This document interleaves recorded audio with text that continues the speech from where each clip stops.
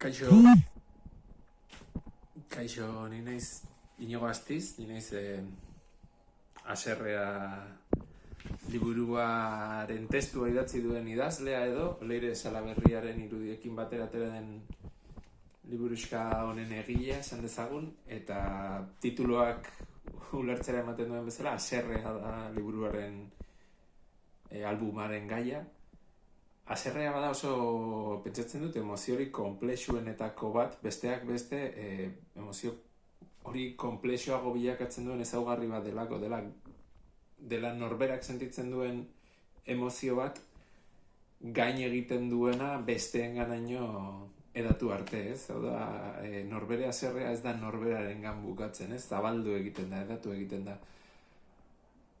Hori beldurgarri xamarra da, konplexutasun hori, jakitea hain emozio ñabarduraz betea dela, baina era berean idazle bat ezin da egon haserrearen kontra literarioki, ze haserrea dago kontakizun asko eta oso garrantzitsu askoren muinean, ez? Da, haserreak jaurtitzen ditu Adan eta Eba paradisutik, edo haserreak bereizten ditu Kain eta Abel, haserrez beteta dago Troiaren suntsipenaren historia, haserreak bihurtzen du Odisea, haserrea dago Frankensteinen munstroaren historiaren bihotzean. Orduan, idazle batentzat literarioki haserrea da oso iturri emankorra, baina noski, hain konplexo izanik sentimentuan, aldi berean sentitu nuen proposamena jasotzerakoan halako bertigo bat, eta baita ere halako poz bat, ez?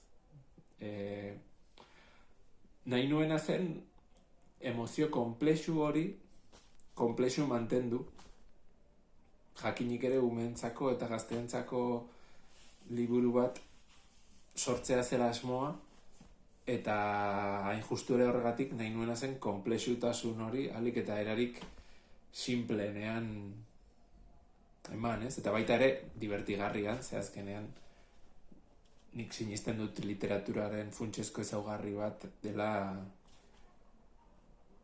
dibertsioarena, pozarena, jolasarena, eta nahi nuen konplexutasun hori kontatu simple eta divertigarri. Orduan, historiotxo bat, otu zitzaidan, inurriekin eta neska batekin.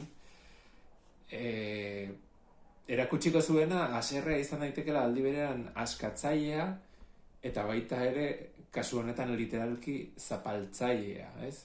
Gain egiten digunean haserreak, batzuetan gain egite horrek, jo dezake isuri alde batera edo bestera, ez? Eta horregatik, sortu nuen historiotxo hau, ume baten haserreak nola egiten duen gain, inurri batzuen gainera erortzeraino, eta inurri batzuen haserreak nola egiten dien gain, inurri talde horren, haserre horrek nola egiten duen gain talde horri ume batengana altxatzeraino. Bi elementu horien batuketa da istorioa, ume bat eta inurri batzuk, denak haserre, eta haserre horrek berdinduta, naiz eta norabide ezberdinetan izan.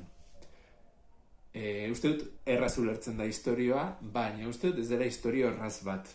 Hori izan da nire buruari jarri didan erronketako bat, eta, eskertu nahi diot, pertsonalki argitaletxeari izan duen ausardia, injustu ere horregatik, istorioa ez delako erreza, naiz eta erraz ulertzen den, eta nahi diot eman eskerrak, eta zoriondu ere bai Leire Salaberria egin duen lanagatik, ze iruditzen zait, nik proposatu nuen istorioa aberastu egin duela bere irudiekin, eta are gehiago albuma bere lanari esker koska bat gorago joan dela. Eta beraz, hori, haserrea aurkezten, poz-pozik nagoela.